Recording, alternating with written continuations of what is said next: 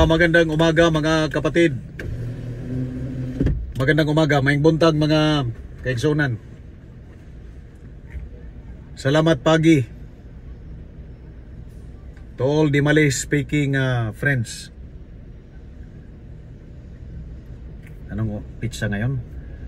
Ngayon ang opening ng Asia Football Club. Asian Football Club. Football, ano ba yan? AFC. Ngayon ang opening sa Lusail. Yung pinaka magara at magarbong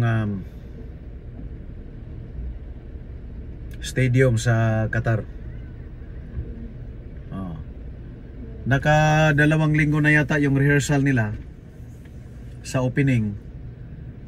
Merong mga kababayan tayong nag part-time at sila yung ginamit doon sa opening. Masaya naman, maganda yung program. Ngunit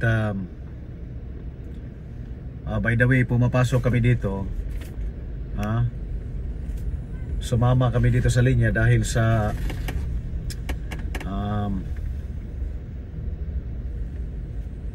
gusto namin mag-deplete ng tire pressure.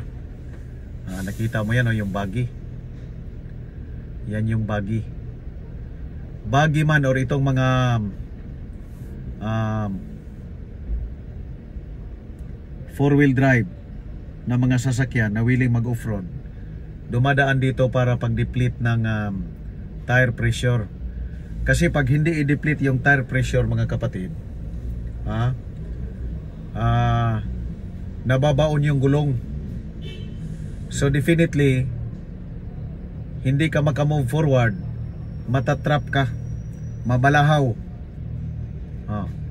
So dahil dyan, instead na 35 to 40 yung pressure ng gulong pag main road, pag off-road, mga kapatid, nire-reduce namin ng 13, 15.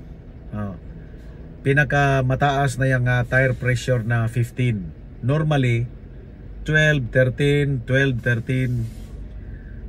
Tapos yung 15, ginagamit lang yan sa mga malalakas na sasakyan. Pag yung sasakyan mo ay medyo mahina humatak, then yung 12 at 13 na pressure is okay. Yes, brother. Yes. 15. Ayan, inumpisahan na. Inumpisahan nang i-deplete yung tire pressure ko into 15 from 35. Nagti-35 ako pag nasa normal road. Pero pag papasok ako, pag naglalaro ako sa disyerto, nireduce ko into 15.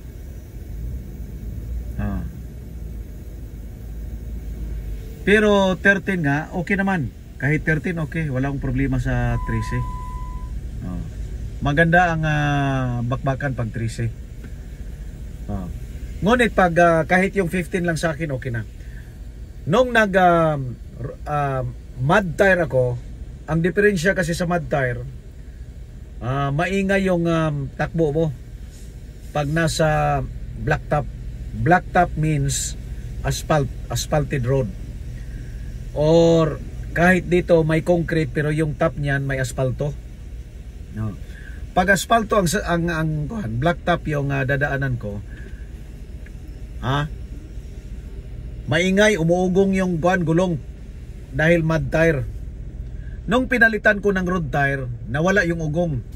So therefore, dahil talaga sa gulong at yung spike niya, yung kanyang spike kasi nag-cause ng turbulence, and that turbulence in every spike, sa bawat spike ng gulong, nagko-contribute doon sa noise. Kaya pag tumakbo yung sasakyan mo, umuugong. Pero pag palitan mo ng road tire, mawala yung ugong dahil less ang spike sa road tire kumpara sa mud tire. Alright. Now, nung mud tire pa lang ako, mga kapatid, nung mud tire pa lang, tandaan niyo nung mud tire pa lang, nag-mud tire pa lang ako, Sa mud tire mga kapatid, 13. Oh. Kasi medyo matigas ang kuan eh. Matigas ang gulong. Matigas ang gulong sa mud tire. Kaya yung 15 yung 15 sa road tire, pareha ang kanyang tire condition or yung kanyang play sa 30 na mud tire at sa 15 na road tire. That's the observation I had. Kaya ang ginagawa ko mga kapatid, nakita mo yan, no? Si Kwan, babayaran ko na yan ng 5 real. Siya ang nagre-reduce, nagdi-deplete ng aking gulong from 35 into 15. Dahil naka-road tire ako ngayon, okay lang ako sa 13. Okay lang ako sa 13, sa 15 kasi road tire. Pero kung naka-mud tire ako ngayon, I cannot run that fast kung hindi ako magti-13. Bayaran ko na. Chai for you, brother. Thank you. So ngayon nag-iisip ako ngayon because GP is also inviting to join DRC. Ang DRC pala wala ng membership.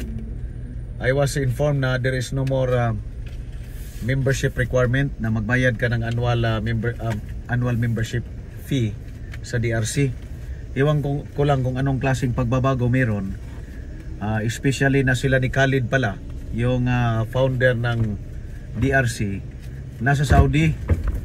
Parang sila ang nagman ng Drakkar.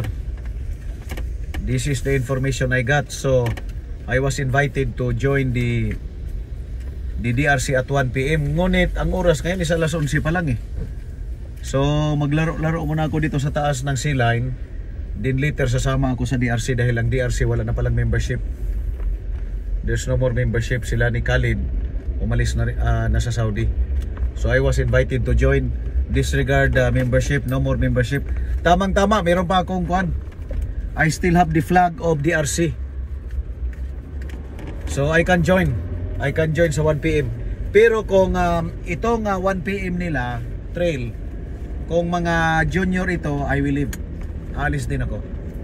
Pero kung mga senior ito, siguro nag-iisang taon na rin ako na hindi na naka-join sa DRC. So probably joining them once more will be of interest. Titingnan ko rin kung anong policy ngayon na bakit tinanggal na yung membership sa DRC. I could not understand. Maybe nakatanggap na rin siguro sila ng notice na binawal na yung for the time being. I do not know Basta ang huling information na natanggap ko is that binawal ang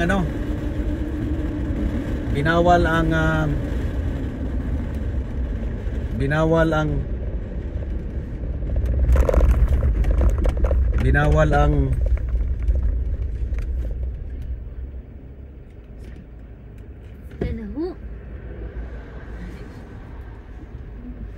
So ganyan mga kapatid ang nangyari. So probably I will check the reason kung bakit. By the way, mag-install muna ako ng flag kahit DRC ito, kasi yung mga curves dyan sa taas mamaya, it's not easy na maglaro-laro ka lang, mamaya lulundag ka, may akyat pala, at hindi nila malaman na mayroong nandun ka sa ilalim, then you will be hit. Matamaan ka sa kanilang movement. So ngayon yan ko muna i-install ko muna itong aking flag ng DRC. I miss to install the DRC flag because for more than a year I think na hindi na ako naging card bearing member ng DRC. Ngayon i-install ko muna. Hold on mga kapatid pakita ko sa inyo ang flag ng DRC. Ito na yung C-Line. Yan yung mula sa Qatar. Ito yung black top papuntang C-Line. Now let me install, because I was lately informed na yung DRC pala. Ito yung mga gamit namin, no. We usually having tent, pero sa ngayon dapat hindi na dala yung tent na yan dahil wala namang kuhan.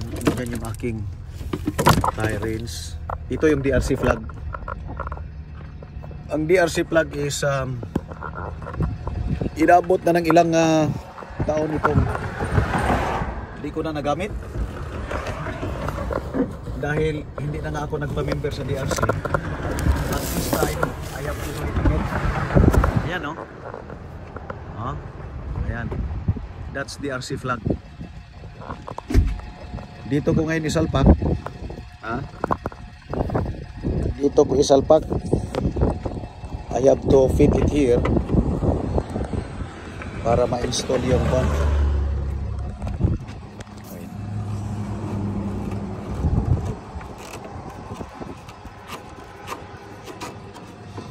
Ayan, no? Ito in-install din lang namin.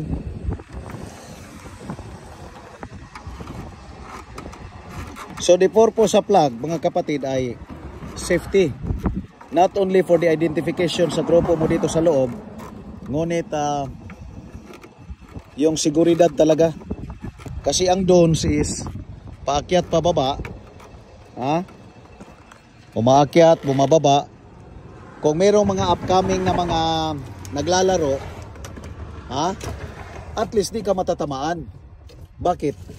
Alam nila may parating ka or maybe you are also playing, di mapansin kanila. So that's the reason kung bakit importante itong dinadala itong kung bakit dinadala namin itong plug. Kailangan i-install ang plug. Ang dahilan is safety. Right? Ito